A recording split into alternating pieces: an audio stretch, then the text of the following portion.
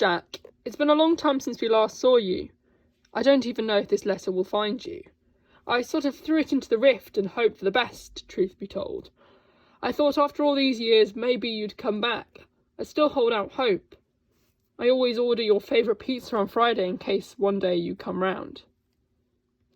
The hub seems vast and emptier day by day, particularly on a quiet day. Although, since they closed unit, it seems like there hasn't been a quiet day since. Especially with the Zygon relocation system, which we've had to take on. It's not all bad news, though. There's this lovely person who works with us since unit closed. She's called Osgood. She's met the Doctor a few times, too. From what you've told me, the Doctor has regenerated a few times since we last saw him. One with the face of a baby, and the other with shades and eyebrows bigger than South Wales. That's as far as Osgood knows. Who knows, maybe there are more incarnations of the Doctor out there to be discovered. Despite the lack of funding, with a little help from an anonymous donor, under the codename Mad Woman in a Box, I do wonder who that could be. But thanks to them, we've managed to rebuild the Torchwood hub. It's bigger and more expansive than it ever was before. Tosh would have been pleased. This year's been hard for most of the planet, as we've all been in lockdown for most of it. But the alien invasions haven't stopped. You know, things were starting to get really bad in America when some weevils migrated there, so Rex decided it was in their best interest to set up an American branch of Torchwood in LA. While in lockdown, though, the highlight has been being able to see Anwin more. Would you believe that she's already 10 years old?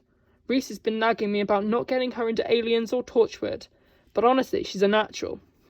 Together we helped send home an lost alien called Salafata El Poldoria, which in English translates to Child of Hope. It was this encounter that made me realise that no matter how bad it gets, there's always going to be a better tomorrow. Do you ever think of them? I do. Tosh, Owen and Yanto. It seems so long ago, the original team. I mean, maybe not to you, but definitely to me. Those were the old days. The glory days. The days we'd run around Cardiff without a care in the world, chasing after weevils, and so much terror and so much thrill, so much excitement. I miss it so much. I still find it hard to walk past Owen's scalpel tray, Tosh's computer, or even make a cup of coffee without thinking of Yanto. Especially Yanto. Since he left, they put up a memorial to him outside Torchwood, by the bay. Every day I see something new, and every time I find it harder not to cry. You know, it's funny how these things sneak up on you. Sometimes I think I'm fine and that I've moved on, but then I think about them, and it's more than I can bear. I don't know how much longer I can do this without you. Please, Jack, if you're reading this, come home.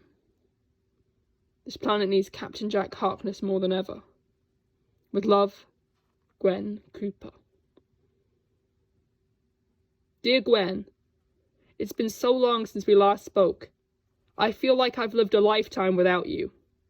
I haven't got long. I may have just stolen a spaceship and I'm now on the run from the Jadoon, so I'll make it brief. It's so great to hear that Torchwood is getting back on its feet again, after so long. I do think of you and the old gang a lot, especially Yanto. It's nice to hear that they made a monument to him. It's just what he deserves. As for when I'll be back, remember when I told you that the 21st century is when everything changes, and you gotta be ready? Well, you'll just have to wait and see. But I'll be there when you need me. I promise. With love, Captain Jack Harkness.